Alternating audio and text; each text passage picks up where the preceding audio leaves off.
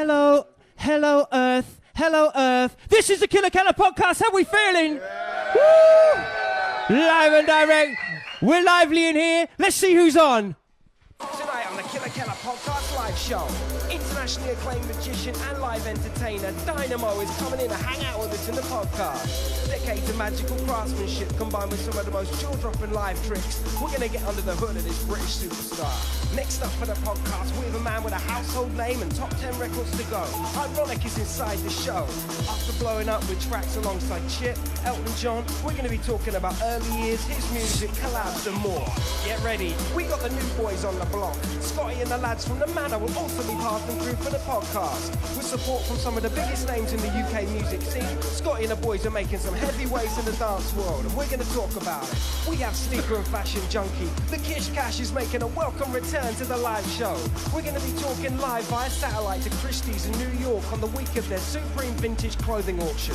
Let's see what's been going down.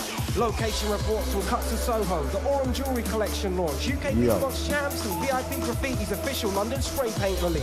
Live with Kioko and Lee Scratch Perry, MC Concept, the female all-stars, the legendary Rat Pack and a whole lot more. This is your Killa Kela Podcast live show. Yeah, you know what they do, you know what they do. Yeah, you know what they do.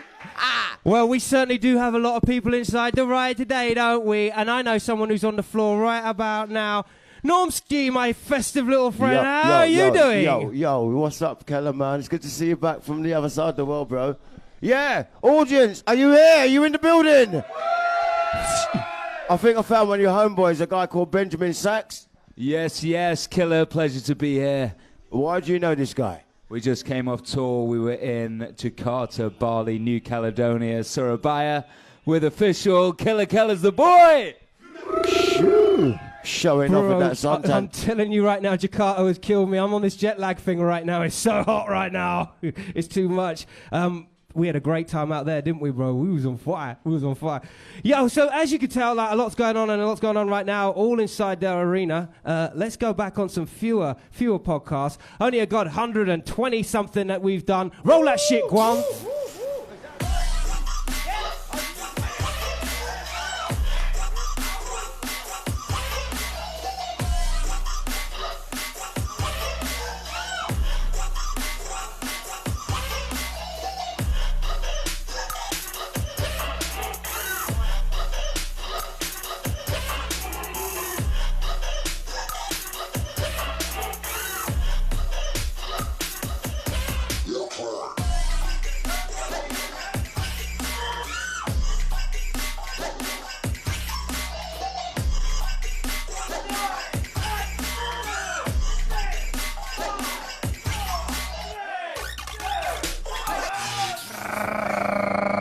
Machine guns are.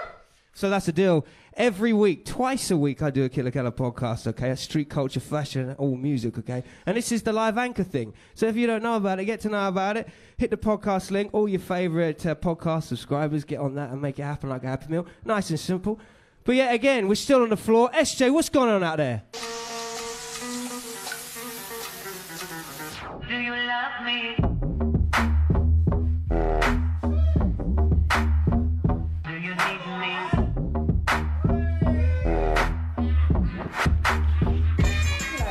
Hello. He's the sax man. Nice to meet you. So you've just been on tour with my G, with Killa Kela. Yeah, we were in New Caledonia, then Bali, then I flew back. He went to Surabaya and Jakarta. He actually flew back today. I Yeah, can't believe it that he's here. It's a mission of a flight as well. It's Oh a my bit of a goodness. mission. Yeah, well, he's got more balls than me. So tell me about your clothing brand. I heard you've got a funny clothing brand. Well, It's got a funny name. Well, I'm a sax player by Yeah. trade, known as the Sax Man, Oh. and I have a brand called Sexually Active.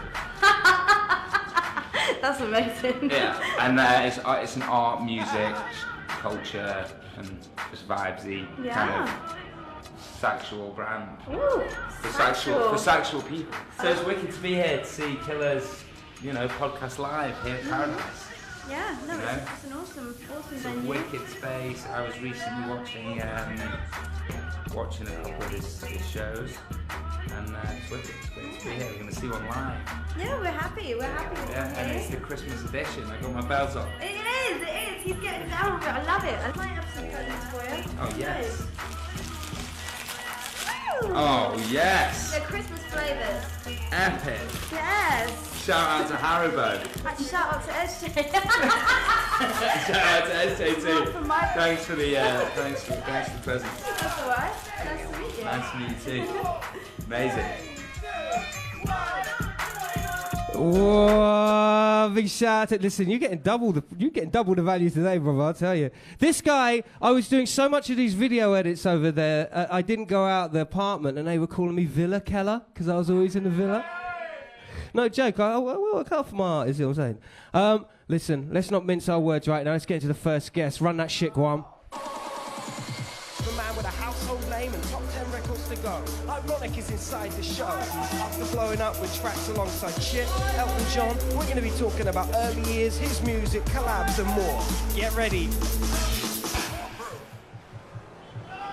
Ladies and gentlemen, would you please make some noise for my guy, Ironik!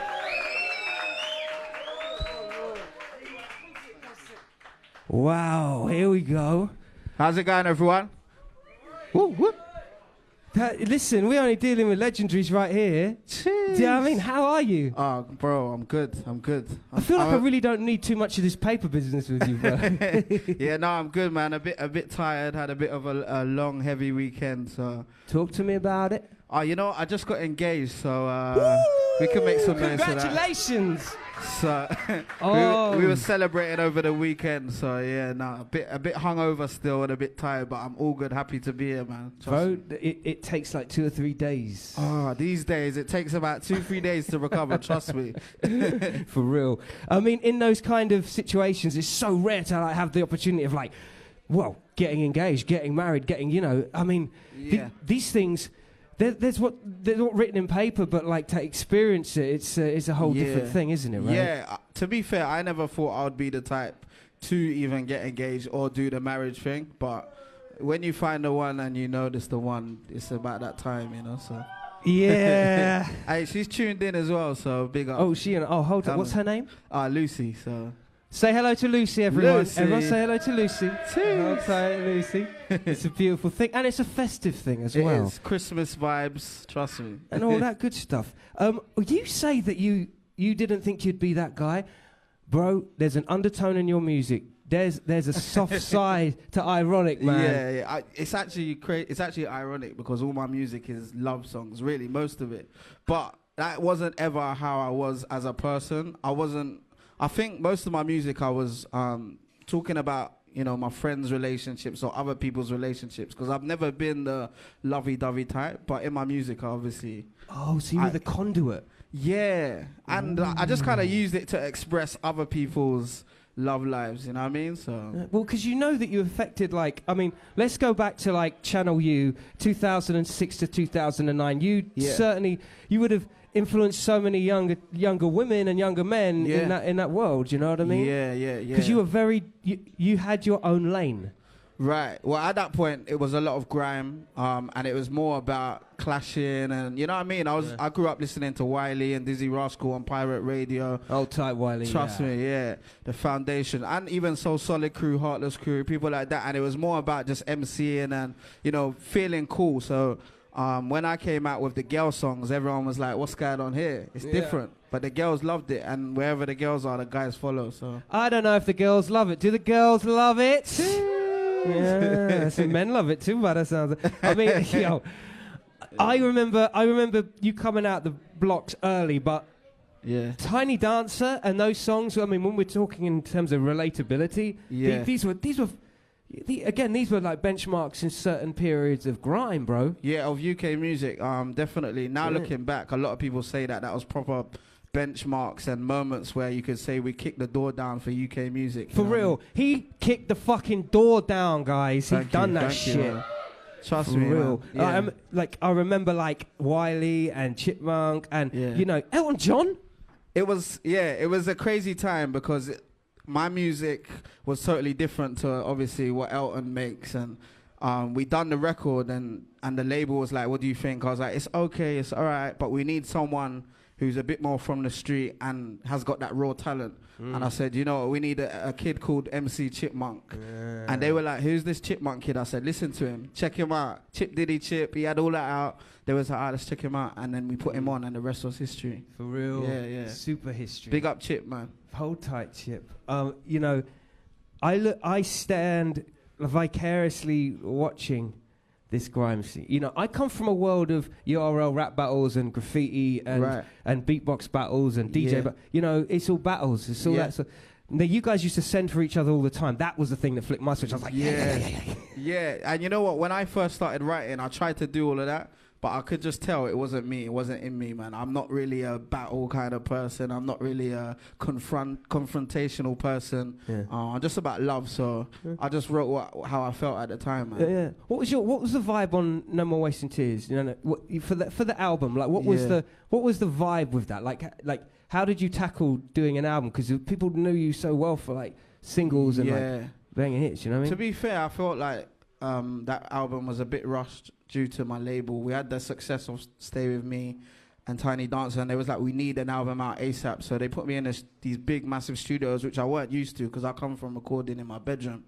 And kind of rushed it. But now looking back, the songs are great songs for that time period. But I just felt like I could have perfected it a bit more. But it was just about, you know, my journey and where I've come from. And I had songs from my mom and, you know, just music that people can feel and people can relate to. And that's what I've always wanted my music to be about. So yeah. Hindsight is always 20/20, isn't it? It is. Especially when you listen back to your old shit and you're like, yeah. When you take it in, you get to actually take the moment in and think, oh, I wish I'd done that better. But you can't complain because people loved that album and it was for that moment, you know what I'm saying? But it was for a proper moment. Proper, yeah. It was like a lot. I mean, when I think of other albums that were pivotal of those times, there was the Chips, there was the Wretch 32s from what I remember. Yeah, there was Home Sweet Home, Kano just before, yeah. Ooh, legendary moments, man. Like legendary. People, you can't write those things again. Yeah. I'm happy to be a part of that. Even them names you mentioned, like those are people I grew up listening to. You know what I'm saying? And I'm still quite relatively young. You know, bro, you were hella young when you did that. That's what I mean. So, and same for Chip. He was like 15, 16 when he came out. So, luckily we still got more time as well to progress and make more music. So, and no joke to that as well, because like some of the stuff that you're bringing out right now, that's the wave. Yeah. So, how do you work at the moment in the studio? What is it? You work? Are you back to the lab? I'm back in my own lab. So, like where I said I started out in my home studio, I'm back to that. So.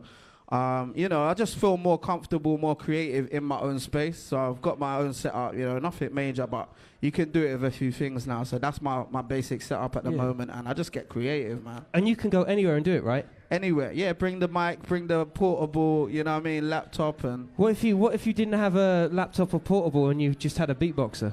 Then, boy, I don't know. I don't know what I'd do. You'd maybe throw a verse down if I gave you a beatbox? Oh, bro. Who wants to hear a verse from Ironik? What are you saying? We can do a little vibe. Let's see what we can come up with. Look, you're just too far. I can bring you in, so you're up with the stars, but still down to earth with my love. We're on Mars. I can bring you to act like the one. Look, yeah. Boy, hey, ole. Hey, make some noise for Ironik inside the place. Put me on the spot. Hey, and that was freestyle as well. He don't play. That's the legit shit right there. Hey, love my bro. Put me on the spot. Hey, listen, we got more in the ammo. Hey. We got more in the ammo. What's going on for you next, bro? What's next? So I'm actually working on the next album, the next project. I'm about 70% in, and I've also just done a new EP, a joint EP with an artist called AO Beats. He's one of the main producers that I work with a lot. So we got the first single coming out in February, and then just the next album in the summer. And because I DJ as well, I'm throughout the summer touring, DJ, and we're trying to put on some parties in Ibiza for myself. So that I'm reading this. Like, I remember you coming out as DJ Ironik. The DJ is no joke. That's you. That's my main thing. That's what I came out as at first. I started out as a DJ, so that's my first love. I still love to do it, and I want to perfect that craft a bit more as well. So. Bro, I got nothing but fucking love for you and your craftsmanship. would you please make some noise for my guy, Thank you, guys, DJ Ironik. Thank you lot for having me, man. Thank you, brother. My guy. Come on. So much heat on this stage. We're only just getting started, all right? We were out there in Leighton, way East London for my guy, and he's also in the crowd as well right now. We have Champagne Connie, the concept inside the ride from New York City. Let's go, Guam. Hey, this is your boy, Concept, Champagne County. I'm your special performer for the night. Keep them hands up. Ready? 1. How we feeling, London? We feeling good right now? I go by Concept. I come from New York City. Come on, London, give me that. You ready? I need y'all to scream fire. Y'all ready? London, give me that.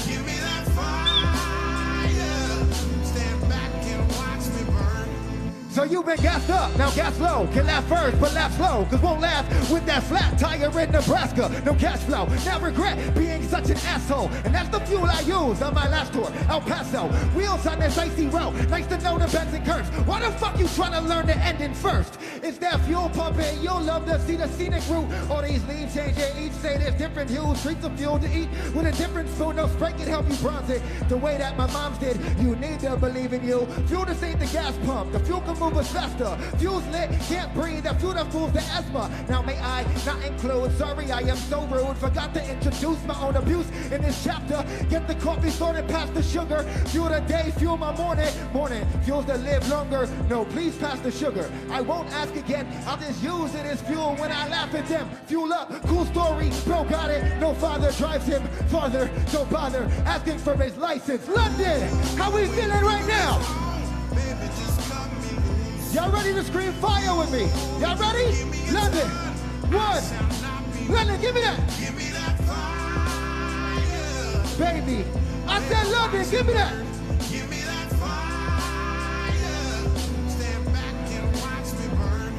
Hey yo, so where you get your fuel from? That Hesse, that Snowco. The same place you buy your blunts, I'm guessing your ho-hos.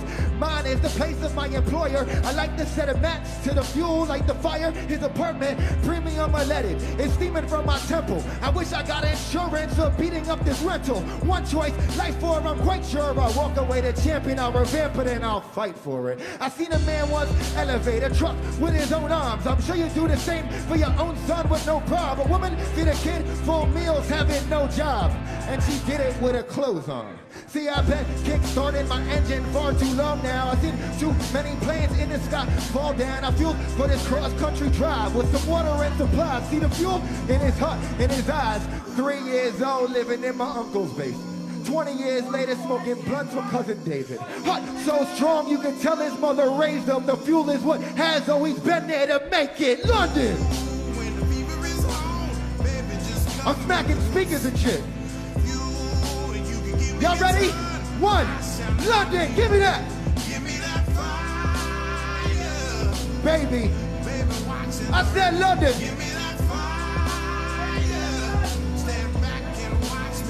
This side. Make some fucking noise over here. London, make some fucking noise over here. I smacked my hand on here. What are you saying? Massive shout out to Concept. That was sick, man. Hopefully seeing you more in London way more times than normal. Yo, you know what fucking time it is. Guam, run that shit. Internationally acclaimed magician and live entertainer, Dynamo is coming in to hang out with us in the podcast. Decades of magical craftsmanship combined with some of the most jaw-dropping live tricks. We're going to get under the hood of this British superstar. Make some fucking noise for Dynamo!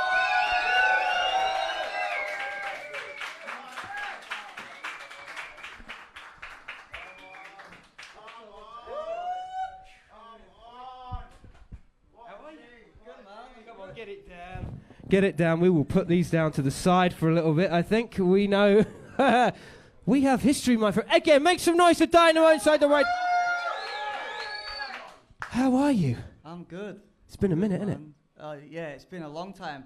In fact, one of my first ever paid performances was actually warming up the crowd for you in Leeds University at the Stylus for drum major back in the day. Shout outs to Combine, he was the promoter. Combine, DJ Combine. He's now he does all the bookings for Jazz Cafe as well as lots. He's like taken over the music scene. Is that what he's on now? Yeah. Hold on, we're So getting that to was- the personal. Yeah, so that was at Leeds. In Yeah, the, when was the that? That was a while University ago, wasn't it? Stylus, about, I would say, could be 20 years ago now.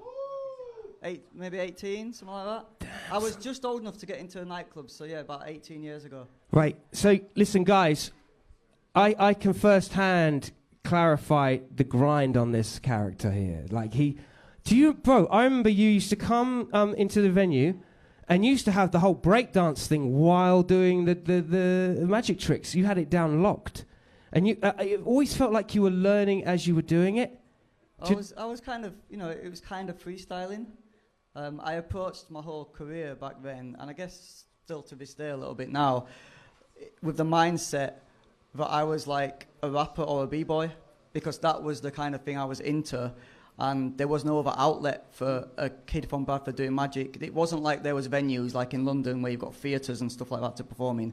I had to make my own kind of market up there, and in some ways, seeing you and opening up for you early on, it inspired me that it was possible to create a market for something that's quite unconventional, because you were like massive, you still are massive in the music scene, but you don't do the conventional thing that people in the music scene do.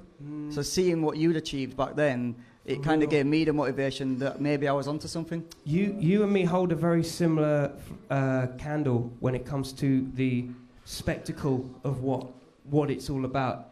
I always think to myself, sometimes putting beatboxing on a record is like putting a one-man band onto a record. There's some certain magic that you can only witness.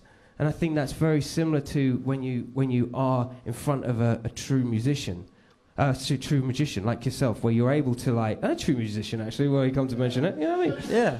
But for real, it's like when you get this opportunity to be able to express yourself in a whole different way, and then you think of how technology suddenly moved forward, and you've got all this you've got this platform that, that's you. That's totally your lane, right? That's your world now. You can throw it out there to the whole world.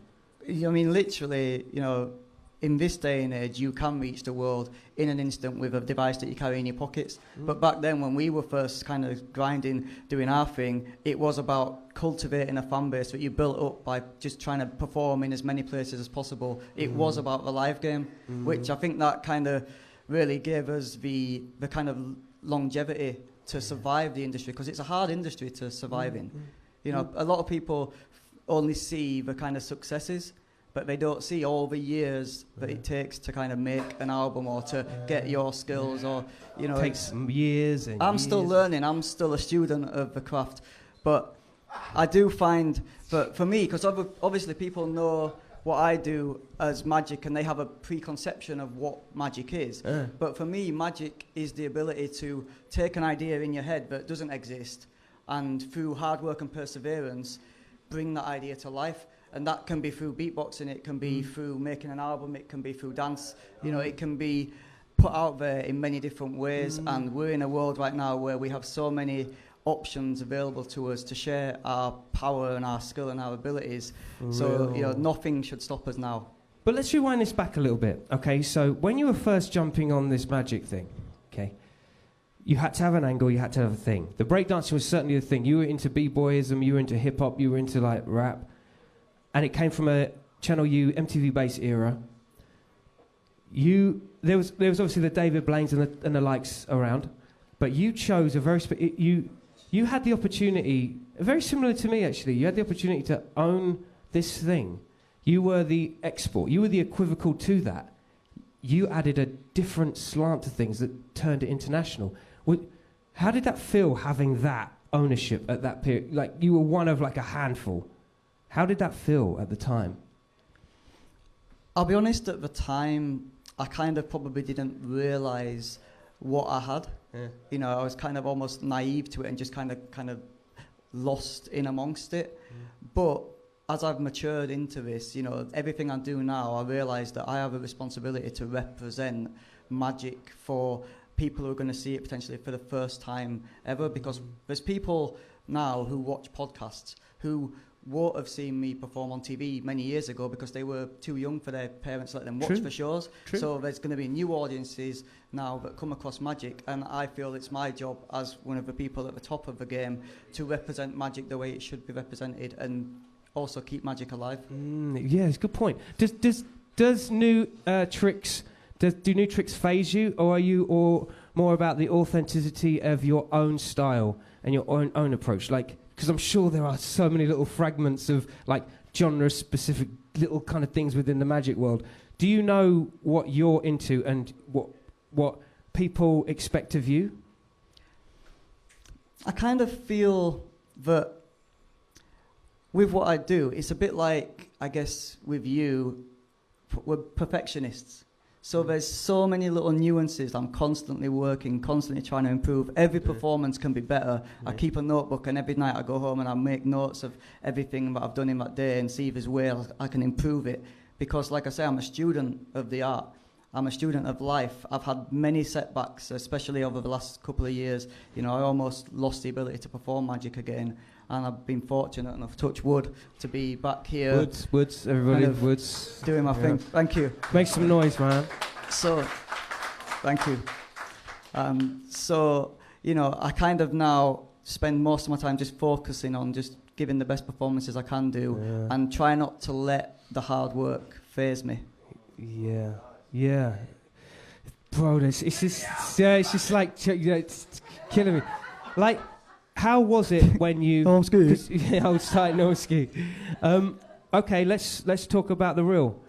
So what happened? Because it was only a few years ago. So explain your story up till now and what happened to you health-wise. So I've had Crohn's disease since I was 14 years old. It's something I've lived with, I've learnt to live with. Obviously back then it wasn't widely known what the disease entailed, but nowadays it's much more prominent, a lot more people have it. It's not the nicest thing to talk about, talking about your stomach and stuff like that. But last couple of years I got some really bad food poisoning, which caused the Crohn's to spread to a different part of my body and gave me a flare-up and the most excruciating pain I've ever had in my life.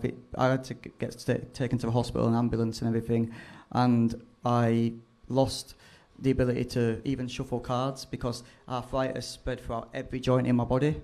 Meaning, I mean, as a magician, like, it was one of the worst feelings I had when the doctor's saying you might never perform again. It's like a footballer. Going. Yeah. It's like a footballer saying, finding out that they're not going to be able to play football again because they've damaged their leg or something. So it took me a good week or so to kind of let it digest. And then I started to think, all right, my grandma's always said I've got a bit of a sunny disposition, so I always kind of see the positive on things. I think I got it from my grandpa. And after a week of kind of just dwelling and feeling sorry for myself, I decided, all right, if I'm not going to be able to perform magic myself, I've still got my wits about me, I've still got my mind. Maybe I could find a way to empower other people to find the magic within themselves. And I spent a lot of time kind of working on new skills and developing my magic to put it in the power of other people. And then over time, I did actually start to get better. So what happened was, as I was getting better in the hospital bed, I was thinking up loads of new magic ideas if I ever got another chance to do stuff. Oh my God. And I've kept all of them in my little black book. And I've kind of got out of hospital, got my joints and stuff back in good shape. I've still got arthritis, but I'm training every day and I'm doing everything in my power to keep strong. And now I go out, I went out there and I finished making a new TV series, which I started making before I got ill and had to put on hold. Wow. And I've just finished filming it. That'll be coming next year. It's called Beyond Belief. Wow. Let's just talk about your skill set here, okay? On some very more insightful and happier moments. I remember, we were in Singapore. We were doing the Grand Prix. Yes, Singapore F1 Rocks. That was the one. And I had the best time. And it wasn't about being on stage. It wasn't about who else was in attendance. You, my friend. There was you and this other guy. I don't remember his name. We won't say his name because I don't know whether he'll appreciate what I'm about to say. But you were fast as fucking lightning, G. Like you were. It was like Rubik's Cube 100. And the other guy was a little bit more slower. Oh, you on about Lewis Hamilton and me? And the race. F1 rocks. Yeah. Actually, you introduced me to Lewis Hamilton. That's what happened. That whole event, it taught me a lot about the practice of a magician, because a lot of it is it's as much as a magic trick as beatboxing is. There's certain subtleties which you have to know that unlock the right keys to the right doors. You know what I'm saying? Yeah. It's life's a puzzle. It's about understanding and trying to solve that puzzle. Yeah. And freaking people the fuck out. Yeah. So what's the deal? So the new show's coming up. Yeah, next year in springtime. I don't know exactly when yet, but springtime. We just finished filming it. We're in the edit right now. In the edit. I should be there now, but I'm here spending time with you guys. Yeah. That's what I'm saying. And I swear to God, man, I mean, you've been my G from a minute. We've always bucked. We've always had a good time. It's always been a vibe, hasn't it? Yeah, man. And big shout out to Dan as well. Is Dan in there? If he's not, he's watching. He's in the edit.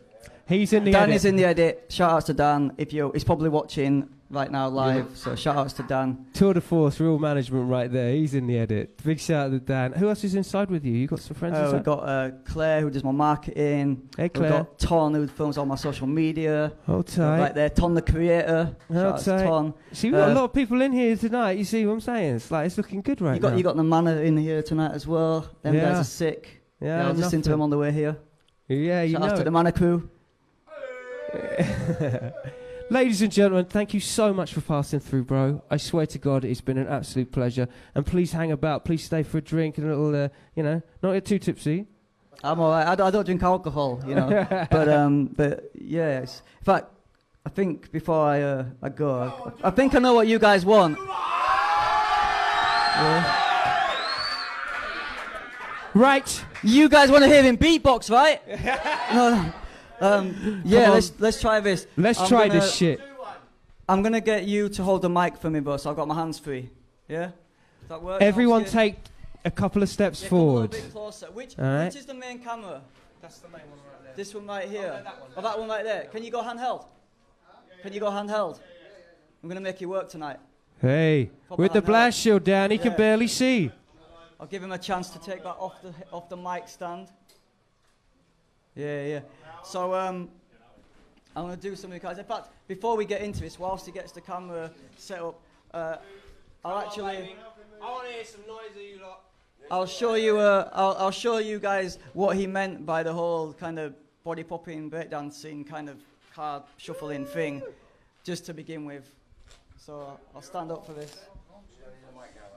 Not right now, no. Give him a beat, man.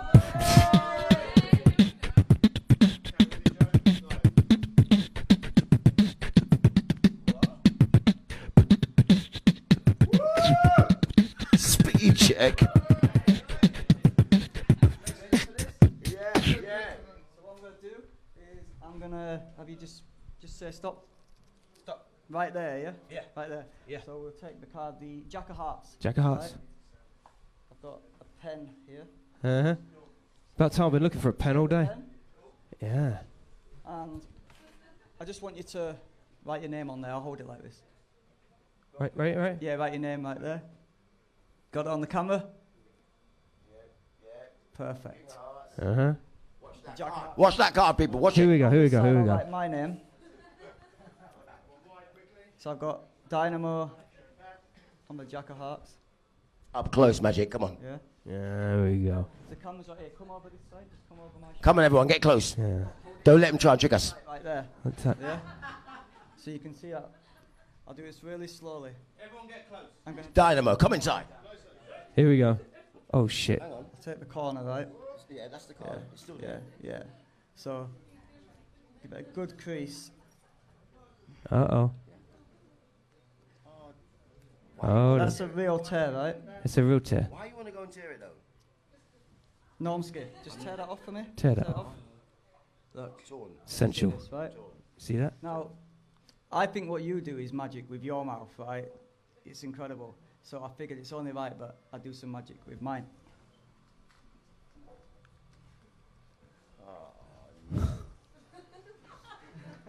Monday.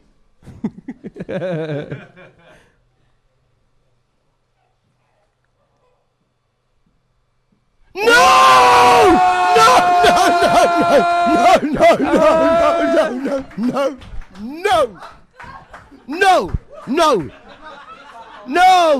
Monday. He did that on a Monday. If you weren't Dynamo, I'd kick you off the stage, bro. Whoa. What are you doing? Oh, Make some noise for Dynamo! That's the one.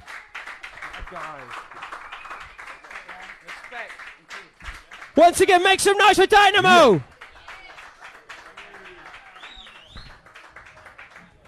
And just like that, he was gone. Just like magic, he was gone. What the hell are we going to do now? Once again, make some noise for Dynamo inside the place. Wow. My guy. It's too much for my head. All right, look, we're going to stick to the format, okay? Last week, Normski went down to Jazz Cafe to see my boys Kioko and the legendary Lee Scratch Perry inside the place. I know, it just killed me. Run that shit, Guam. Yo, what's up? This is me, Mr. Normski, out and about for the Killa Kela live podcast. Tonight, I'm lucky to be back in my old end in Camden Town, and that's because Lee Scratch Perry is headlining at London's famous jazz venue, the Jazz Cafe, and supporting them is Kioko. We're going to catch up with Kioko and find out exactly what they're all about.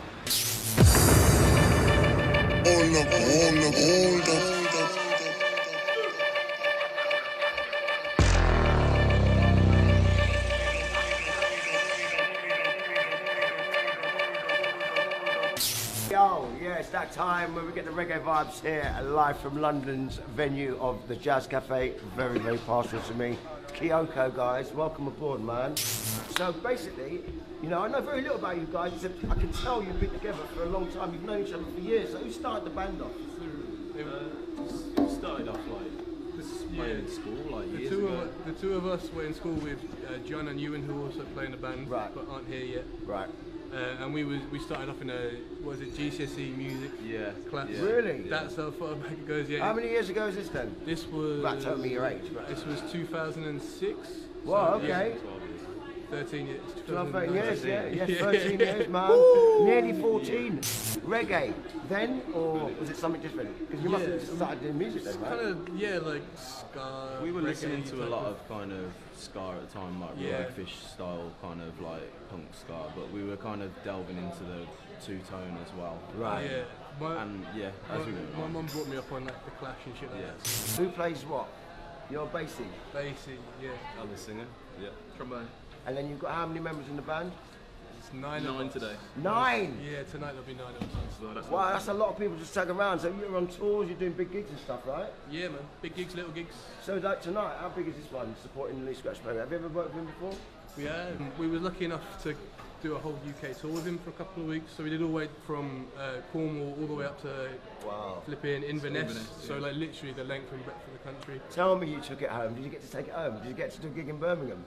We've never done a Roney gig with him, you know. Really? No, it still has to happen. All right. See that? And then see that? That's what I may have to say. Kioko going live right now. Jazz Cafe, Killa Kela, Mr. Normski. Let's do this.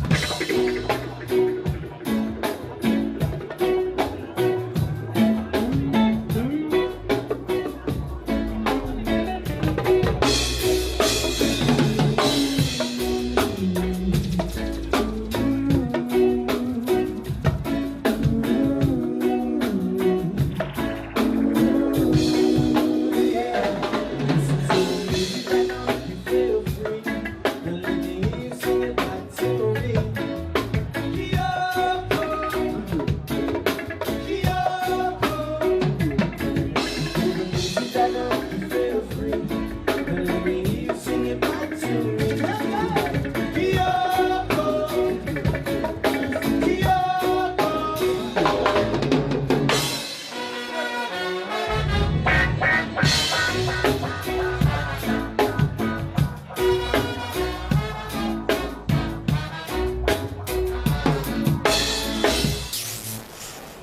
Sorry, we're backstage. I didn't realise. Slightly buzzing from that. A slightly serious show. Epic show. Kioko. Absolutely tremendous performance. Can't believe we're so blessed to be here. We're walking out, we're walking in. Lee Scratchberry, he's on next. Watch the night.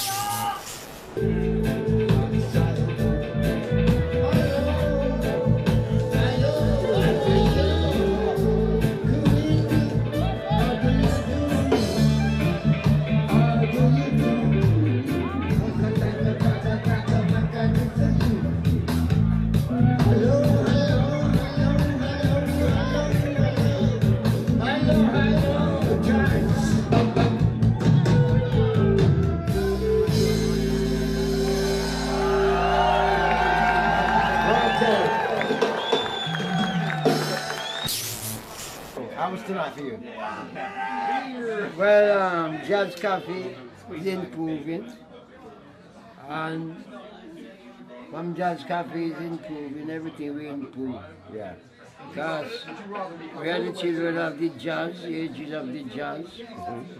So we take the jazz to reggae, and every time the behavior in the reggae gets so funny. One time the reggae gets so aggressive, Yeah. and get turned into ragamuffin. And me wish not to be a rag and I wish not to be a muffin. Even me love to smoke and me love to puff.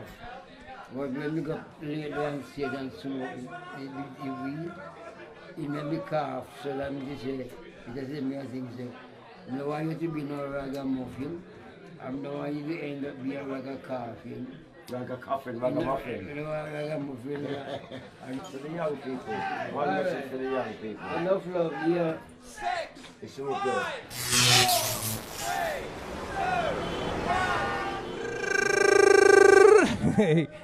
My goodness, Norm, thanks so much for hanging out down there. That was live like a suicide right there. This is the Killa Kela Podcast, live and direct for you funky heads. For those of you who don't know, get to know. It's a podcast that happens every week, and this is the monthly one. And look who's sitting next to me. It's my dear mate, the fashion sneaker freak of them all, the man like Kish Kash inside the place. How you doing, Kels? I'm doing good, bro. Bro, you're outshining out here, right? Your get-up is killing me right now. Yeah, I can't come in like half, can I? I have to No. do a full 100 for you. Full 100. So let's really get into this real quick. What are you wearing right now? I just got a new Stussy thing that they blessed me with, and some Air Force Ones, which are my favourite shoes, and keeping it old school with the Kangol. Yeah, the Kangol for days, right? Yeah. I'm getting into the more fisherman's hat thing right now. Yeah, man, you look good with them. Yeah. I mean, you could rock that, definitely. Yeah, there's a couple of Kappa things I've got, and a few. Ooh. I like what you got on, though. Aye, well, let me talk about this right here. This is some extra large business, right? From my guy, Real Fake, okay?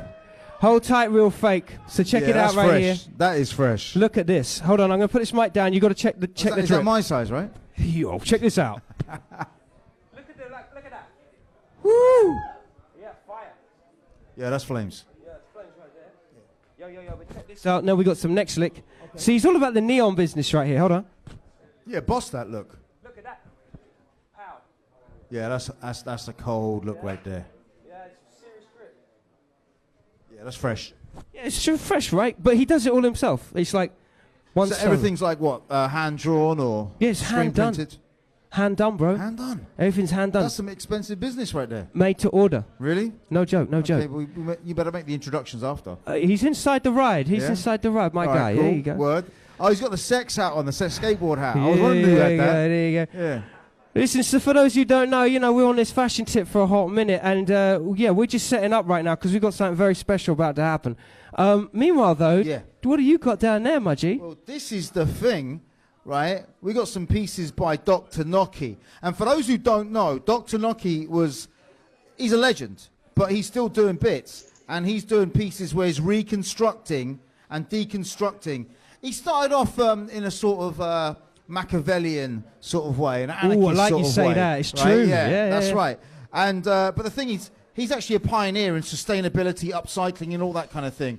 Because the way he deconstructed and reconstructed garments was way ahead of the time. And you have people, getting props for that now. But basically, before you had Dr. Romanelli and all those sort of peoples, cloth surgeon and everyone else, he was the first one doing it. That was his and thing. he was also, I think, the first one to collaborate with Adidas. Yeah, he had his own collaborated, for Adidas, sure. which are sick. His sneakers, the sneakers he does, Yeah. they're just off the chart. Yeah, they're totally. sick.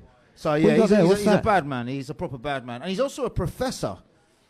Stop it. Yeah, he teaches people. You what? Yeah, he teaches people. You're kidding me. Okay, Yeah, yeah, yeah. okay. He's based in on the south coast. I won't say where. I won't hot him up too much because he's a very secretive guy. But yeah, anyway. So you got a piece here. Yeah, pieces there. Yeah, this is before needles. This is before any of that. Yeah, stuff, so this you know is what I mean? this is the Dr. Noki's surgery suit. You know, this is the apron that he rocks. You know, what he'll do is he'll get a t-shirt right here and cut it in half and put another t-shirt with a. The whole thing is just like a. It's an art. It's actually. It's not even fashion. It's an art piece. This is art. It's art. You can frame this. It's for real. For real. Well, we will not waste any more time. We're not wasting any time right now. We're none time. We got the legendary garments inside. Hey, what are you doing with that? Yeah, Norman's racking. Wait, Norman. He's racking it. Cheeky He's running out the son. door.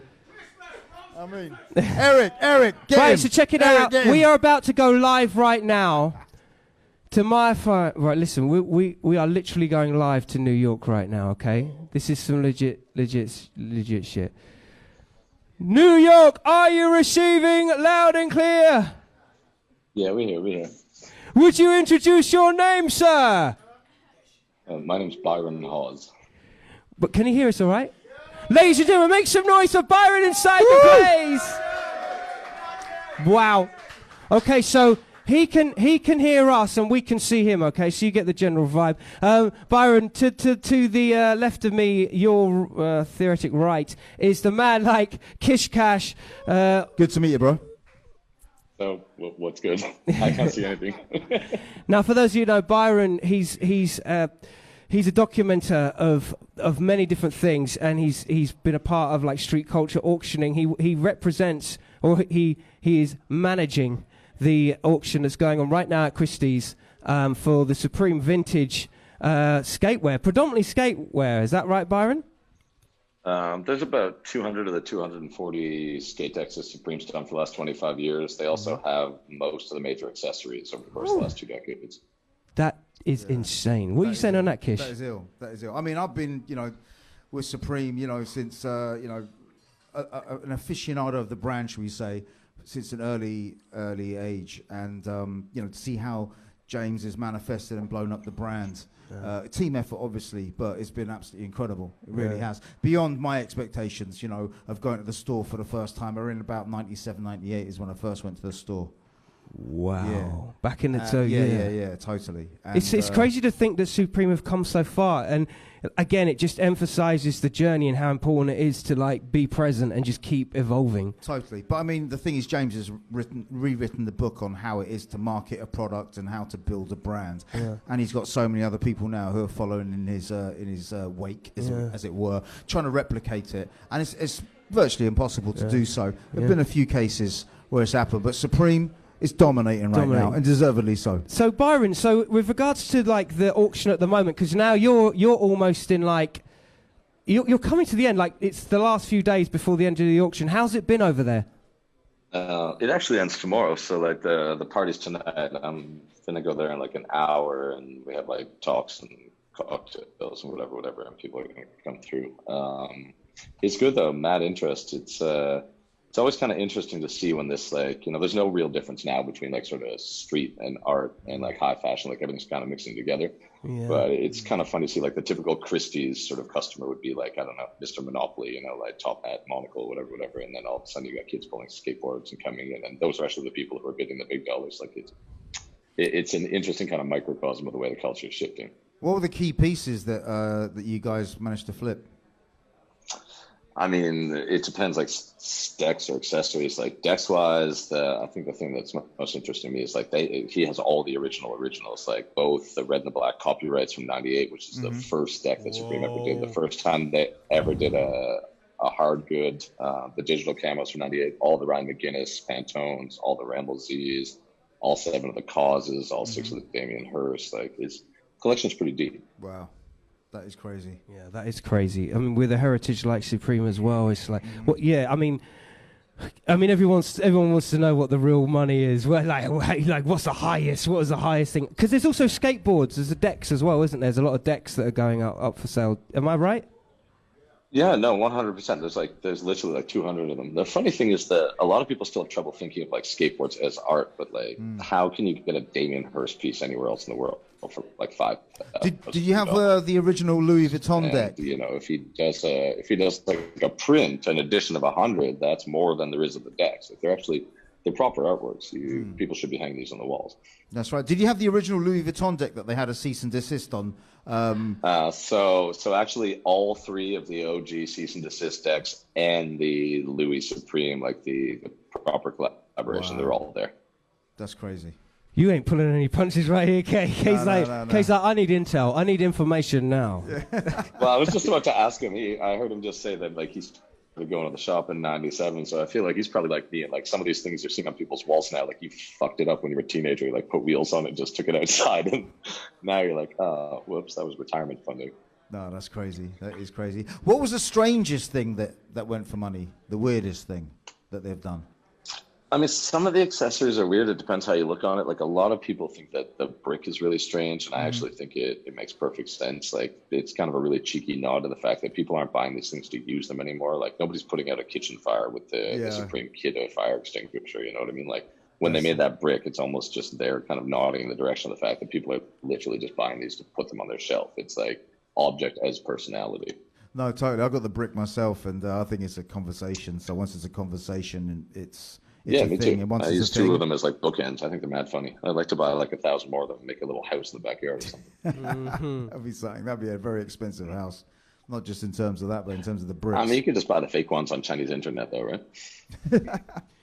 So as somebody, I mean, you know, you don't work for Christie's, but you're representing them in this particular project, and the fact that your biog it suggests that you have seen these sorts of things develop in the past. What's your general vibe moving forward with brands such as Supreme? Like where do you see this thing? Because obviously you're at the forefront right now with this crazy auction thing going on. Like where do you see things going in the future?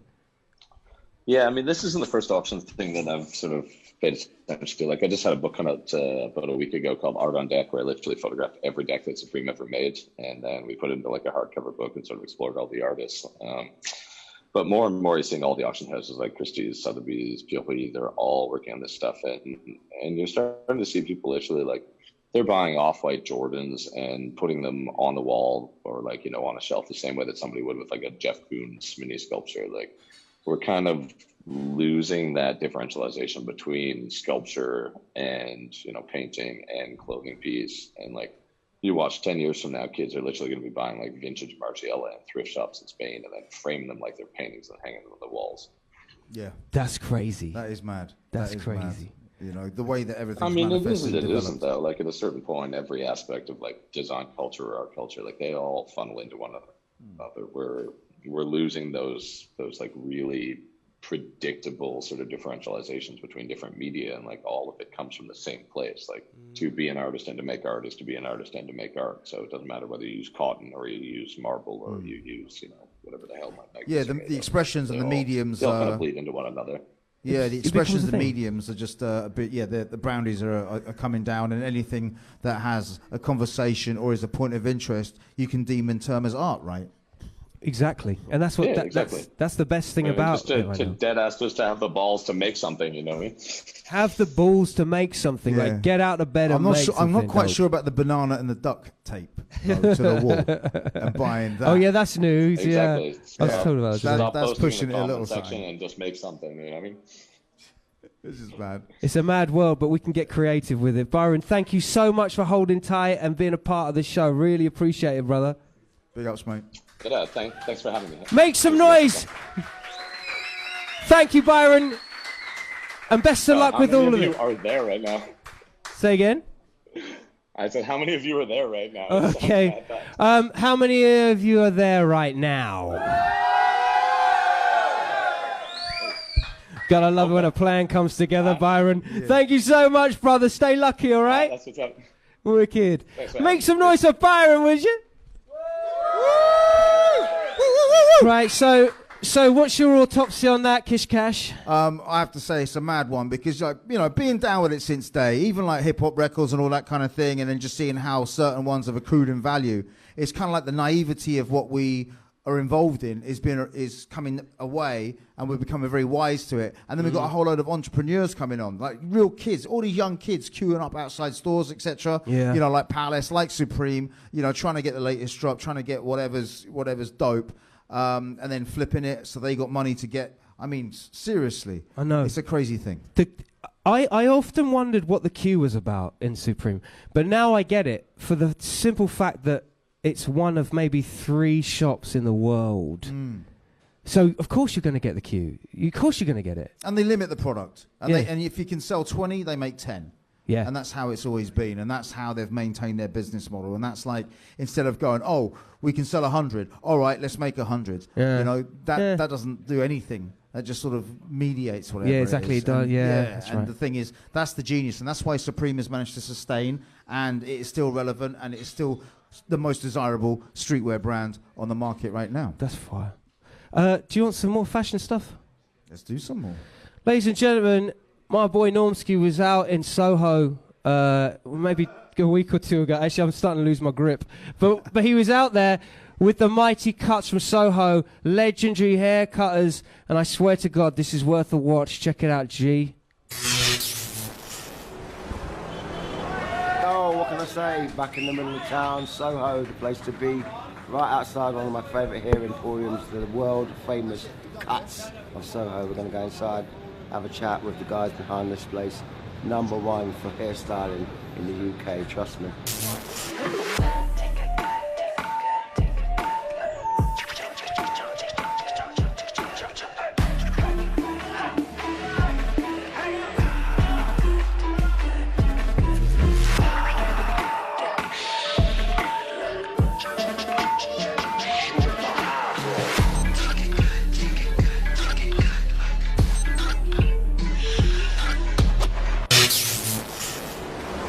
This is Pete, right? You're a big part of it, Pete. I wanted to just get your background on this place. Like, what is cuts exactly? The greatest hairdressers in the world ever. Who started the place off? A guy called James LeBon. It was James LeBon, right? He started it as James Cuts. That's right. In Ken Market, and it was cuts, barbers for men and women. Right. 1984. Wow. I came summer of '85. Wow. And my first day on was a Saturday, and I came, and then Daniel showed up, and I remembered him from Beatbox because he was a junior there when I was training. Okay. And I was like, what? And he had just come over from France, it was all glam. And there was no appointment system, nothing, it was a tenner a haircut. I had never done afro hair in my life, and my first client was a black guy. Oh, really? Did you mess it up? No, he came back. Oh, wow. Many times. So I knew the theory. Wow. And I just gave it a go. You know what I mean? And it must have been all right enough. I'm really fucking hot at it now. It was very like kind of, you know, groundbreaking, making up new stuff, new styles, wasn't it? So where people just doing their Yeah, own but I think thing. the only reason we've survived is we've always had good haircutters. Right.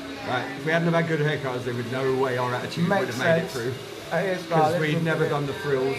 Right. It was always kind of raw. We were the first anti-salon. Anti-salon? Yeah.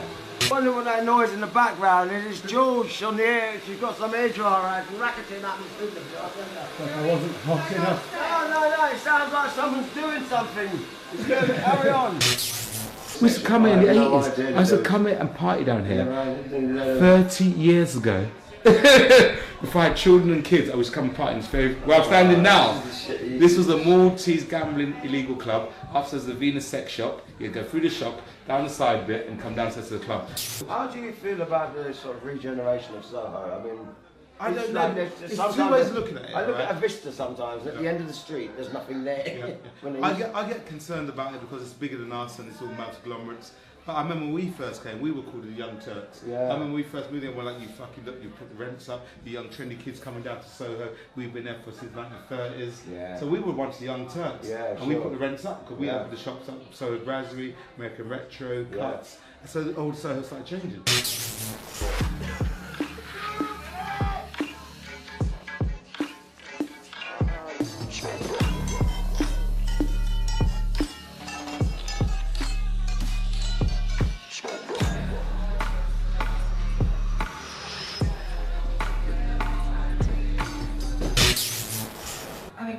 had an amazing past, like a huge amount of. I just can't believe the amount of different hairstyles and different levels It's that incredible. continually coming through And this like place. what like cuts really stood for back then. People would say like the good old days when Yeah. cuts was out and refer back. And rightly so. But the fact that we've moved back to Thrift Street 2 doors The down. new beginning, right? Yeah. And it's like, it's almost like going home. Hats off for Daniel as well, and Pete, for like, kind of keeping it going, and then bringing it home to our own shop with like shop front windows and a wicked basement that they're renting out to do like really cool stuff down here. Yeah. Here's another old school face. What's your name? Yeah, my name's Sia. Sia? Yeah. How long have you been coming to Cuts and what do you think of it? Like nearly 30 years actually. Seriously, 30 years? Yeah, I've known Daniel forever. How would you describe Cuts? I mean, it's been there. It's kind of funky, isn't it? And all the history behind it, like the post-punk people that owned it before, that I know their names, but I don't really want to say nothing. But yeah, it's always been fashionable and funky and invited that sort of customership. But the thing is, as well, I would say they're very, very serious people that come here for their haircut. Right. People that you see on TV, like newsreaders and stuff. That's interesting. Serious newsreaders. It's been nothing but a hairstyle and beer vibes here at Cuts and so on. I'm going to go and have a proper drink now because you might have noticed my glass is empty. See you at the bar. What are we saying? Are we feeling good or what? This is legendary Cuts business, you know what I'm saying? Legendary Cuts business. How was that for you? Oh man, I know the peeps, man, and it was one of those spots where I cut my own hair, so I never went there. But how many people I knew worked there, and how influential it was, and had their, had their hair cut there as well. Incredible. Incredible shit. Now, without further ado, we're going to jump into Aurum. Aurum is the newest line of jewellery that's inside the place right now. I know we got crew inside at the back that is definitely representing Aurum right now. Hey, listen, let's get into the VTG. Run that shit.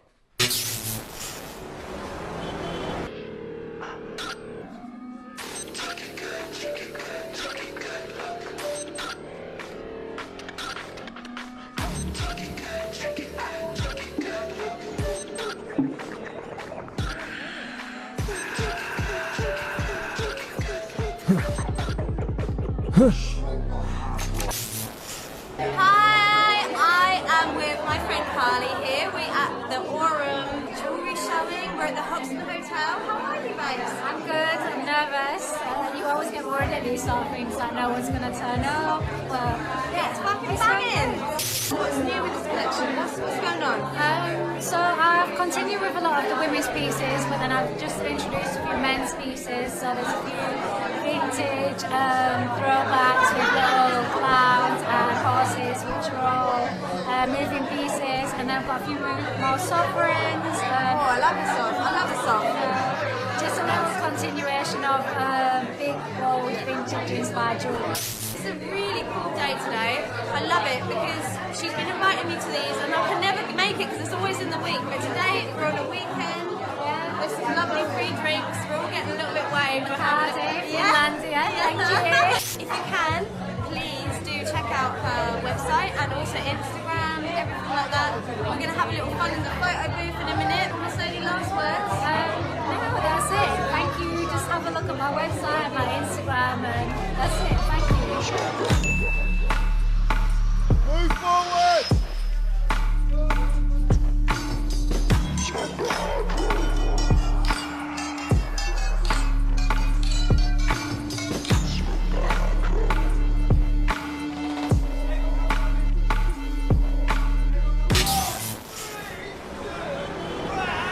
Whey! How we feeling? We good? Hey, let's get some crowd. Let's get some crowd shot over there. What's going on, Joe? Wave to the crowd. Wave to everybody. Here we go. There we go. Hey, listen, just to show you that we're not fronting and a stunt, and this is the real deal. Right, so this was the fashion segment, and I could only thank, from the bottom of my heart, one of my closest friends, my boy Kish. Thank you so much for passing through, brother. Thank you, Kels. Big yourselves up, people. Once again, my guy, Kish. And I hope you come back again, brother. I'll be back. Yeah, my guy. Stalwart and the truth, okay? So, without further ado, let's get the next guest in, G. Come on. Would you make some noise for Scotty from the Manor inside the place? No. Get ready, we got the new boys on the block. Scotty and the lads from the Manor will also be passing through for the podcast. With support from some of the biggest names in the UK music scene, Scotty and the boys are making some heavy waves in the dance world. We're going to talk about it. Once again, make some noise for Scotty inside the place. Yo, yo, yo. Wow, I tell you what, we was meant to do this last month, weren't we? We're not going to lie. We were. Yeah, what happened? What were you doing? I had a studio session. Studio session. Yeah. You guys are doing this quite a lot these days. A lot. It's what I do for a living, so. It's kind of up there. I go studio, innit? It's that priority thing, isn't it? Yeah, it's like, yeah. you know, come and do a show. But seriously, though, you guys are really fucking doing it right now. We're getting there. We've been doing it for a long fucking time. Yeah. For those of you who don't know, have been underneath some rock somewhere, like the Manor, the best way to describe these, it's a trio, and the best way to describe them is it's kind of like Ibiza dance meets grime meets the streets meets the... I mean, let's reverse all this back, because we all know that when you start, you're not thinking of any lane, you're just trying to get it through, right? Yeah. Let's break it down from the beginning. How did it start? Oh, blimey. So we actually, there's three of us. We went to the same secondary school, but they were the year above me. I got politely asked to leave that school after a year. Then I went to a few different schools, and then ended up at an all-girls sixth form, which had a mixed sixth form, and then two boys that I'd gone to school with years ago I didn't know was in the year above me, and we got mates then by some sort of like serendipity, do you know what I mean? What? And then we used to spit bars on the phone like after school at the train station and smoke joints and all that, as you do. And then like skip forward a few years later. Them two went to uni, I never went. I was done all sorts of shit jobs. They come out of uni, thought they didn't want to get any shit jobs. So we started making music for a laugh at first, just put a song out on Facebook. Our mates liked it.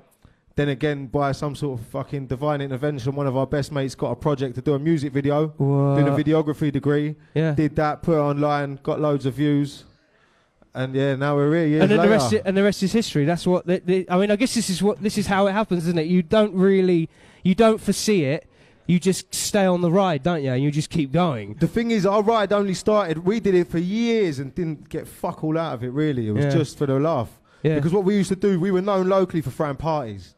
Because Danny, my geezer in my band, right, his mum and dad did that. You know the mum and dad that come and crack on with everyone and whatever. They're always at the parties. So we used to always have big ass parties at his house.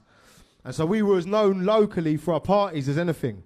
So then all that happened is when we started doing music, people started saying, "I'll get up," putting a song at the parties and telling us to get up and rap along to it. What, your own tunes? Yeah. Again, this is just very, very organic. Just like all of our old tunes were very specific. They're about our local area. It was literally just music for us and our mates. Do you know what I mean? That's what's so sick, because when you hear what you're doing now, and I know we got Rat Pack inside the place as well, original OGs inside the... Right, yeah, listen, like, when you talk about creating a scene and creating an environment, like, I think that's what holds your guys' sound so individual, you know, because you did it for a certain peer group or a certain, you know, community, a social place. But I think there's a lot of that to do, yeah, right? 100%, I think. And the thing is, although our music is very... It can be seen to be very niche, because it's very South London, because we're very South London. It's got that flavour, but then it's still at the same time, it's very kind of suburban, modern Britain. So although a lot of the references and a lot of the slang and things that we talk about might be quite subjective, the energy of it transfers across the UK. Do you know what I mean? I think it does, and I think a lot of it does. Like there's a few vehicles that come in with this. So there's the Only Way is Essex kind of crowd, which certainly it does lean towards that demographic.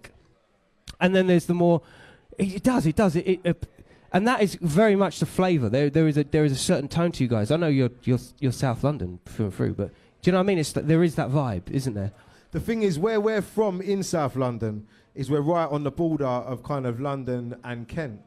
So our group of friends, and because we've all kind of been mishmashed together through different schools and whatever, our group of friends is very, very diverse. It's a great representation of what I think is the beauty 100%. Of London and how metropolitan 100%. It is. Because you've got to take three of us. You've got So John comes from strong Jamaican background.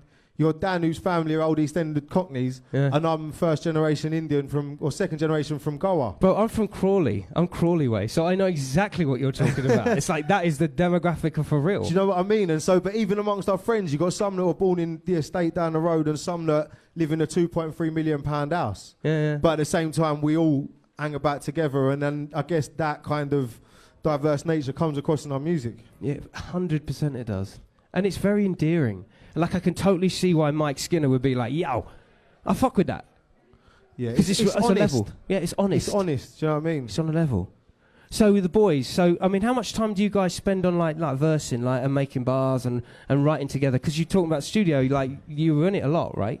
It depends, because the thing is, look, like, even that process is still a journey that we're kind of learning, and we're still traveling along and trying to find, like, the way that we're kind of most productive but also most comfortable. Yeah. Do you know what I mean? Because the thing is, we're like, none of us we're not producers, number one.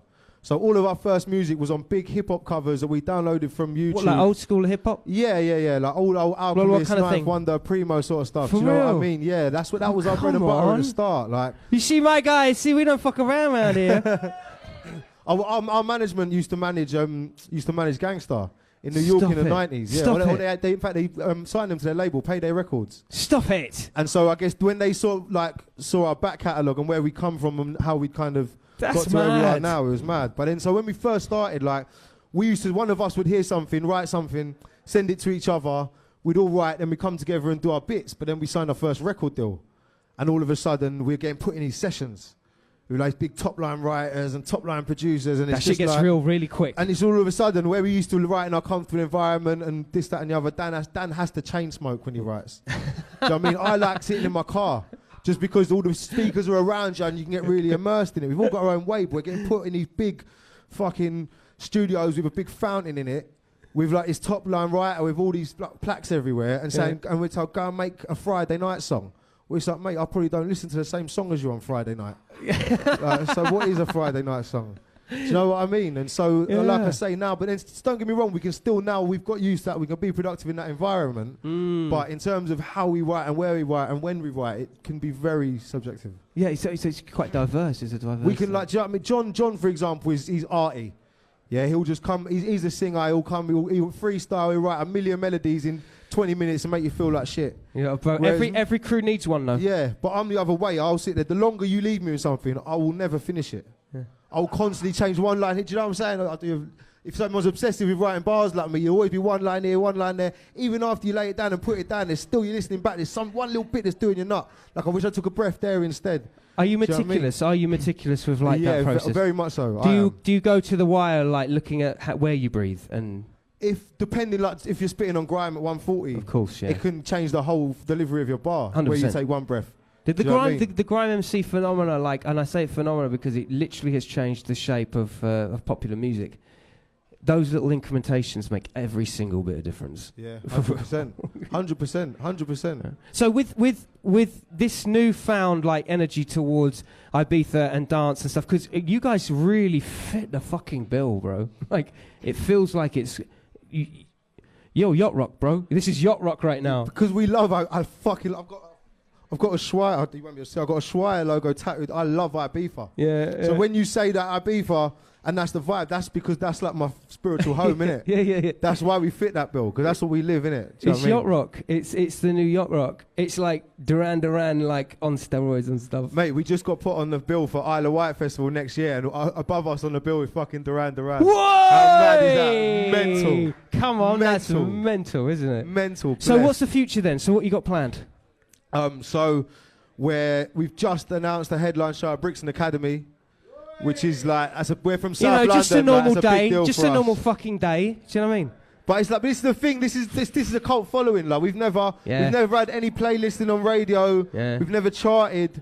We've never really done any big commercial units or anything like that. Yeah. This is a very kind of organic cult following that we've grown. Do you know what I mean? So for us to be there, and we're very underground on an industry level, and in the right ways for all the right reasons. But yet we're doing a show like Brixton Academy, so it's special for us, man. You hear that? We're getting exclusives right here on the Killa Kela Podcast live stream. My boy Scotty, all right. Thank you so much for passing through, Thank you my very G. much for having me, Come man. on. Sick. Are you successfully drunk? Are you on your way? No, I'm driving. You're driving. I'm driving. I thought I was walking into a room with like recording equipment. I didn't even know this was fucking live. Ladies and gentlemen, would you please make some noise for the awesome Scotty from the Manor? Thank you. Hey. Wow, we're only dealing with the legacies right here. This is the beginning for my G. Right, we're back. Listen, here's what we're going to do. We're going to go over to some next profile, okay? This is really serious. VIP Graffiti, okay? Some of you may not know these guys, but by the time you finish with this, you're going to get to know them, all right? This crew right here are the first people to bring UK graffiti paint over to these shores. This is a new brand. This is incredibly exciting for street culture. Guam, let's do that, VT.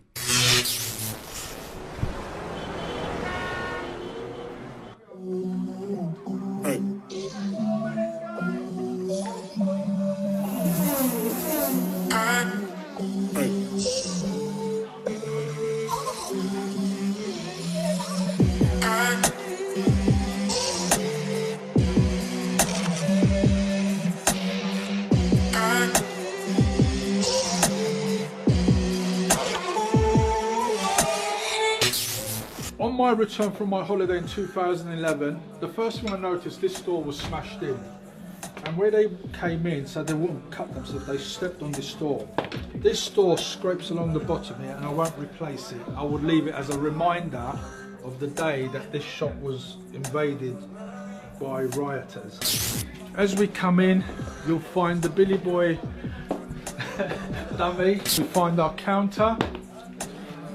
My limited editions cans that were combined with MBQ. The other thing is my cans that are all set up there. Like I said earlier on, these are people that are all painted in this VIP graffiti paint. These are the more limited edition cans. We have the Montana Blacks down the left. We have the Montana Golds down the right. These are chalk paints. I find a lot of film companies use that stuff because it's washable. Water-based paints, Molotovs, the WT-Hefs, I'm not going to tell you what it stands for. The MBQ, the limited edition can. There's 4 colours in it presently. We've got the hardcore, MTN against Spanish, the 94, and this is the office. Madness in the house. I've been here since 2005, where this store used to be a sports shop. 2011, the riots happened. The whole shop got vandalised. To my disgust, I had nothing left there. In this moment of depression or frustration, one night I had a dream that I was going to sell paint, which I thought was the most daft thing because I have absolutely no knowledge about paint or, more than anything, graffiti paint. I never even had a clue that graffiti still carried on. Anyway, doing a bit of research, I thought, you know what, this is something I could possibly do. I finally approached the company, I started to buy paint, and the rest of it is history.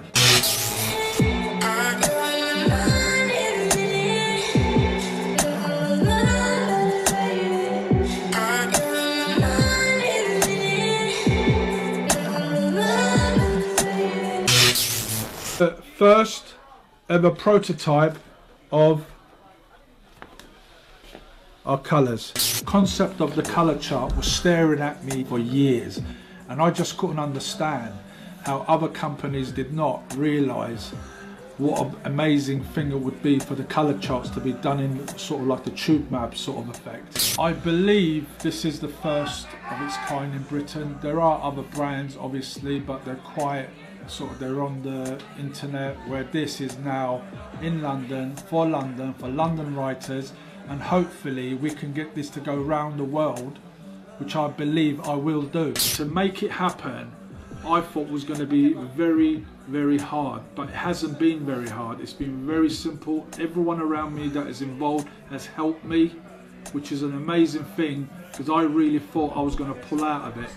But it's here, and it will be in London very, very soon.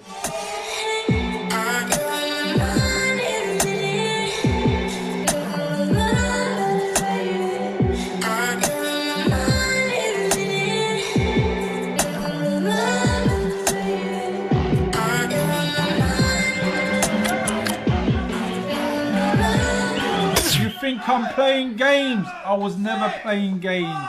That is why London cans are born. Like that. How we feeling? How we feeling? Yo, let's get on to SJ. SJ, what's going on the floor, babe? Yo, what's up? Killa Kela. I'm on the floor right now with living legends of the whole rave scene. Bad boy Rat Pack right here. MC Evanson, the one like Lit Master Mark. What you saying, boys? Yeah, man, all good.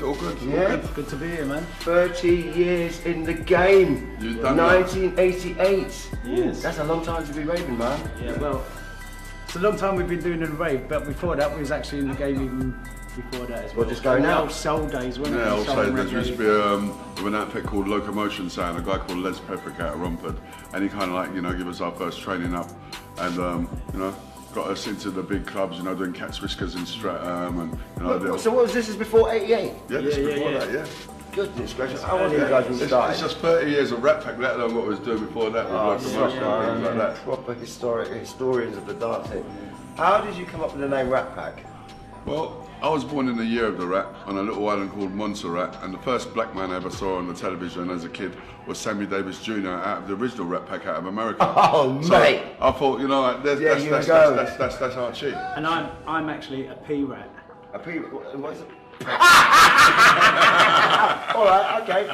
So were you guys born in the same, did you come out the same cradle or something? Because you've known each other forever, haven't you? Yeah, funny enough, it was as luck would have it. I mean, years ago, right? I'm not doing only tonight, not with these boys around, like Keller and them lot, but my Litmaster name comes from being a beatbox. Go on, give us a little bit. Give us a little bit. Go on, give us a little bit. Please give us a little bit. You have to. Go on, throw it down. 1, 2, 1, 2, 3, and.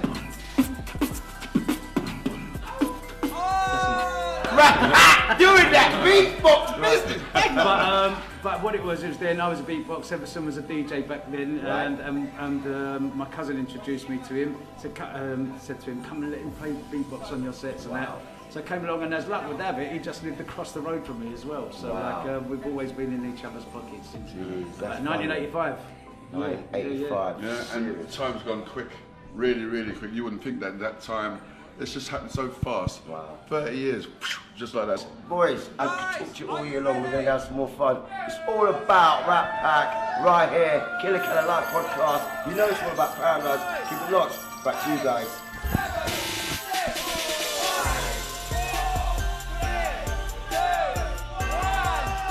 Yeah, boy! Hey, listen, it's Christmas. We're going half an hour longer. Is that okay with you? Nice. Oh my God. And with good reason too, because all right, we got the Manor inside the place, but let's take it right back to the rave days, right up to now. These guys, when you're talking about legacy, holy shit, these guys are the ones. Would you please make some noise for the all fucking mighty Rat Pack?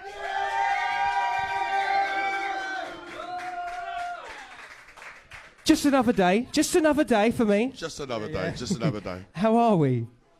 Well, I can't complain because I'm still alive. Still alive. After all the raving years and the trips and the what's not. Was it really the deal? Was that? Did you have to survive like they did in the 70s? Well, I don't know. It was just one amazing experience from beginning and still today. You know, I got into bed about 7:30 this morning, still out raving from Fabio and Groove Rider, back Return to Rage, yesterday at Heaven. And I'm still up all night, and I just didn't get no sleep. Worst thing ever. That's the shit. And what made it worse, we had a week out in Tenerife where we was having it large as well. Yeah. Oh, so you guys are 24 hours still on it? Yeah. Yeah, non-stop. That's how I want to be. And I without sounding in any way condescending, because I'm fastly approaching, believe me. But I just love the idea of just embodying everything that your culture has given you and just keep going. I love that shit so much. Yeah. Do you know what I mean? Yeah, totally. Where did it all begin for you? Because there's going to be a lot of people out here that, well, actually that's not true. Everyone knows fucking Rat Pack, but please explain the stories. Please go deep, please.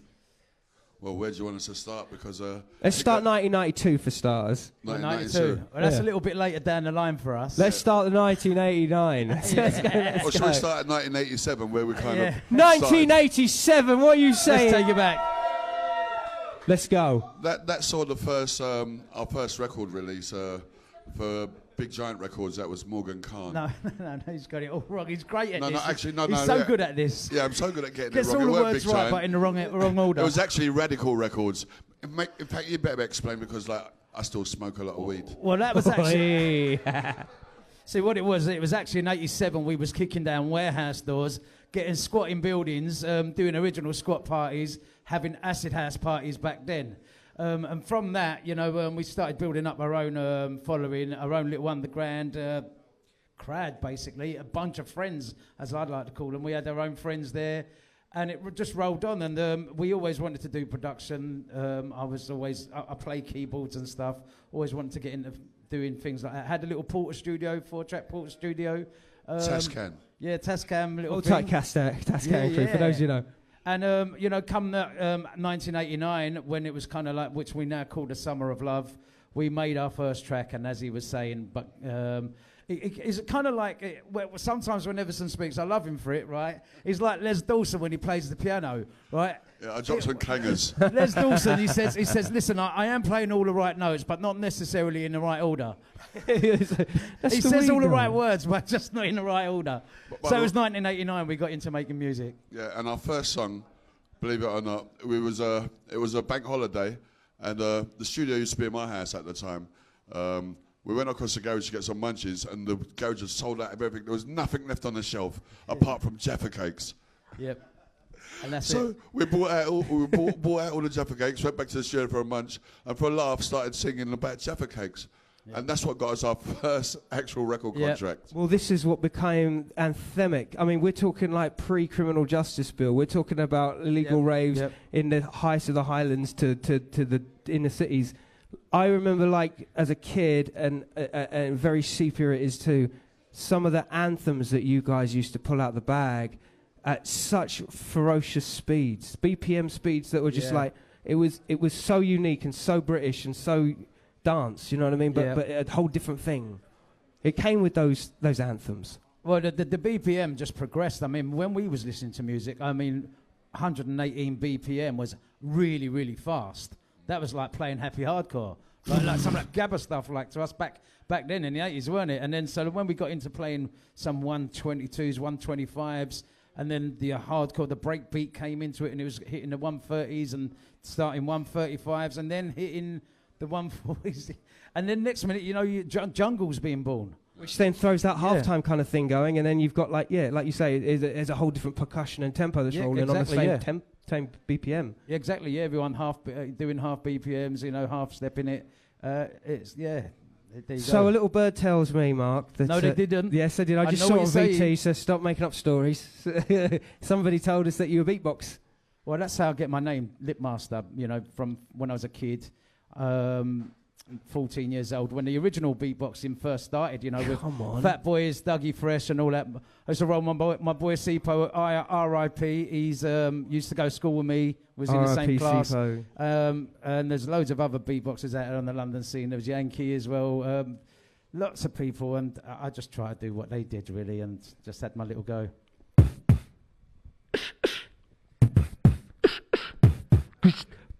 This that will help. Oh boy. Check it out. Now dance. Have you been out lately? Killa Kela in the Rat Pack party.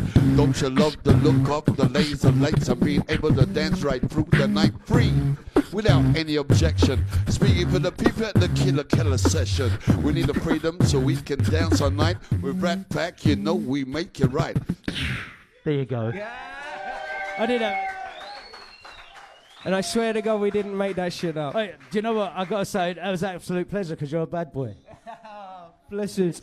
Ladies and gentlemen, these are two legends right here. The ultimate, the Rat Pack, soul surviving and still doing it in clubs nationwide. Would you make some noise for my dons?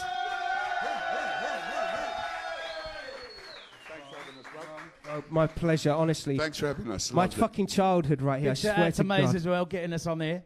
Whee! Hold tight, Maisie. Hold tight, Maisie. And Yes. hold tight, anybody with a birthday. Happy birthday, baby girl, Lisa. Happy birthday. Anyone else inside the ride? Right, so what are we saying? So listen, we've got some very special guests. We've got Frankie Stay, Woke inside the place. Yeah, we're going to get into some jam sessions right now. Frankie, stay woke inside the place. And Lady Shocker. Yeah, we're going to do this. We're going to do this. Okay, guys, come through. Thank you, guys. Thank you so much. Let's see if we're going to flip this over. This is the ending now. We're coming towards the ending of some shit. All right, so you guys ready to bust some verses? How are you feeling, ladies? You feeling good? Yeah, we're feeling good today. Thank you very much. It's a pleasure having you girls, man. It's a pleasure being here. Yeah. Should we have a bit? Should we do some for some jokes? Should we do some verses? Yeah, we can. Yeah. Should we do some?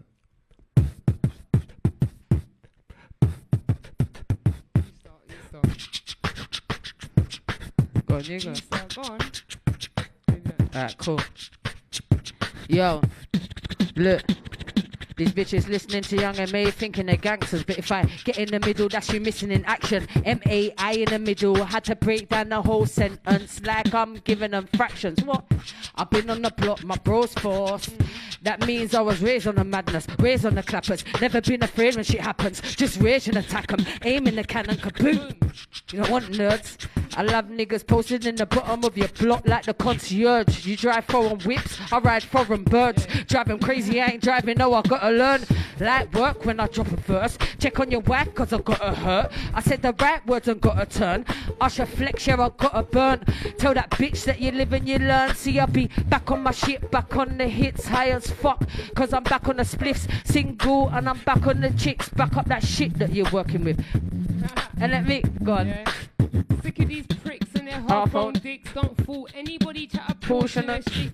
Sick of bitches thinking that they know me. It's a new season, recaster, owe me dead. No time to deal with no extras. Got enough scenes, don't need extra lines. These breads swear that I'm getting too big for my boots, but I checked and they're still my size. Come if you want some, do it. Wanna challenge me when I'm gone, rise to it. Said opportunity to fight back lyrically. You best believe that I'm gon' pursue it. Suck a metal gear for my phantom pain. Really don't matter if you know my name. Just because you don't see me in the lobby online, don't assume I ain't in the game. And foes will fall everywhere I go. No matter if you're 2 or 6 foot tall. The bottom line, bring them dark vibes around me. Eternal light, I will snuff them all. I'm so rare, I should be an extract. Way too wavy to be your ex-fact. I will cut down weeds in the grass, just start. My engine is a lyrical tractor, and it's FR. You know FR. Don't talk to Frank, no, never. You'll hold a bang if you ever try talk to Frank, no, never. Red like pepper, hot like stepper, white like rain, storm like weather. Down. Lick off your head top and make your head rock. Snap hard on the beat like leather. Boom. I like this one, yeah, I like this one. Watch where I ride this one. Beating the mic get spun cause I like this one. You know shellers, but they ain't like this one. Can't fight this one. Need my flow, you can't fight this one. I'm single and you go like this one. I might jump on the Insta, click on the pic and comment. Love our ads, I like this one.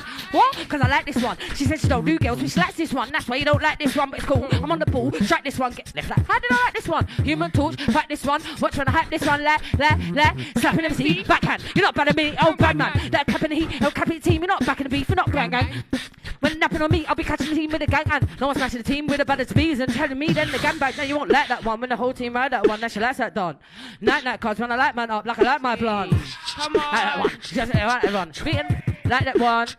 Like that one. Couple MCs don't want it with me, I'm too on it. Get 100 quid, Scott's on it. Fingers are following with me, I'm just honest. Really say you ever see I'm not calm. Don't expect to hear calm. I am Khaleesi, part of my song. When I spit that fire, best bring that alarm. If it's part that wire, rude riding it's on. There's a crucial next on your guard.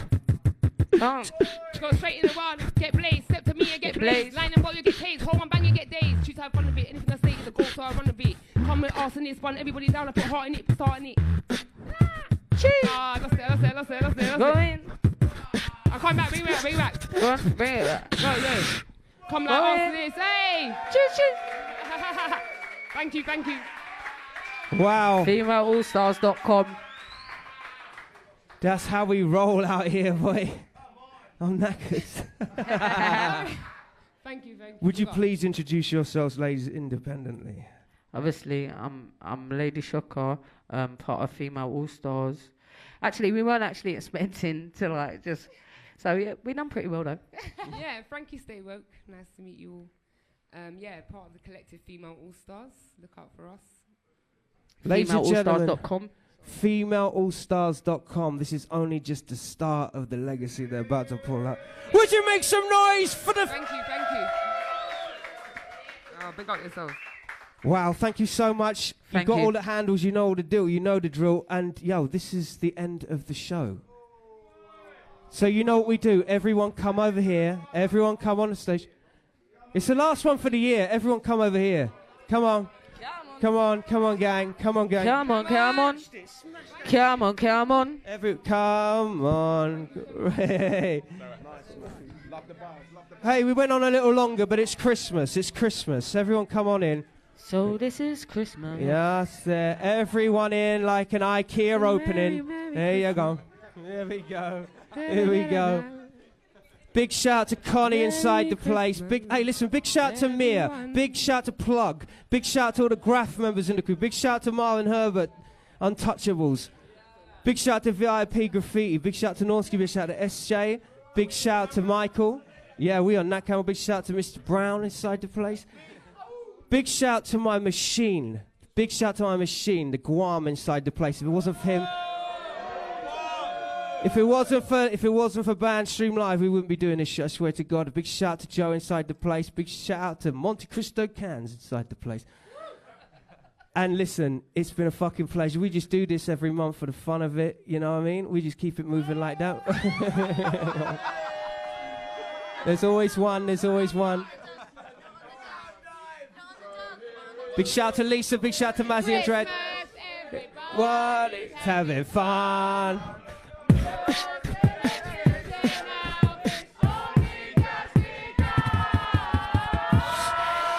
Hey! Happy Christmas, everyone! Peace! Killa Kela Podcast, live in effect. We are at the garage, Islington, and we're about to see some high-powered vocal elasticity from the UK Championships 2019. We're going to ambush the stage. Oh, we got my boy Michael inside the place. Oh, we're inside. Hello. You know what it is. I'm behind the scenes. We'll get it, yeah? Killa Kela Podcast. Let's go. Let's go. Hey guys, look, we're at the UK Beatbox Championships. Stay locked in on Kella's Instagram for some exclusive content, yeah? You want to see the behind the scenes, yeah? Let's get it. Mark your viewing set. You know what it is, 2019. Let's go.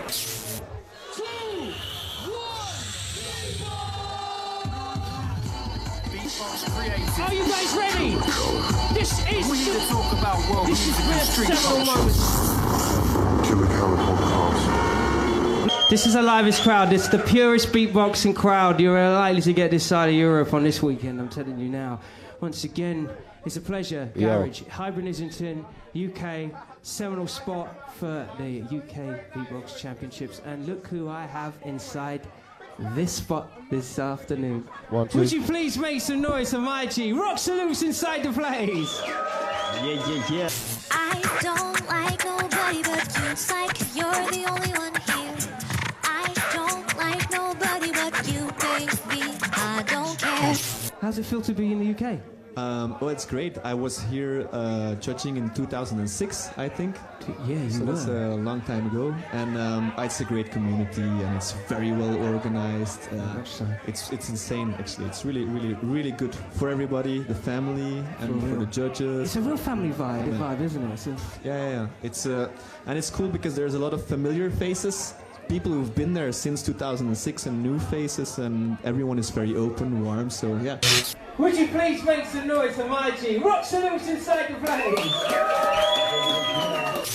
Hey, so far so good. Look who's in the house. Yeah, we're doing it live stream, baby. Yeah, that's how we're rolling. Fire Braze, and of course some awesome Bellatrix. Make some noise.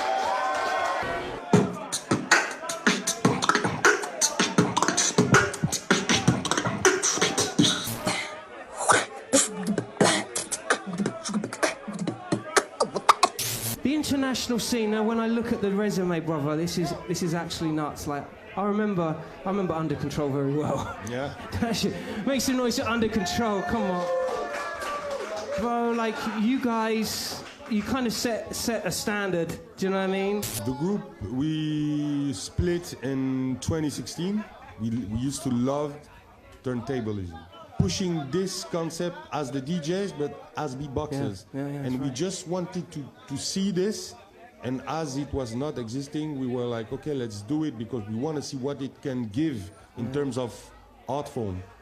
What is the vibe of doing it as a collective? When you're doing it with new people and in a team formation, what are the things that you consider, Bellatrix? Well, I think that quite often beatboxers, when they first start learning, they learn on their own, and it can be a very sort of solitary thing. And actually, beatboxing as a collaboration is such a different art from beatboxing on your own. Would you please make some noise for Napalm inside the place? Yo, yo, yo.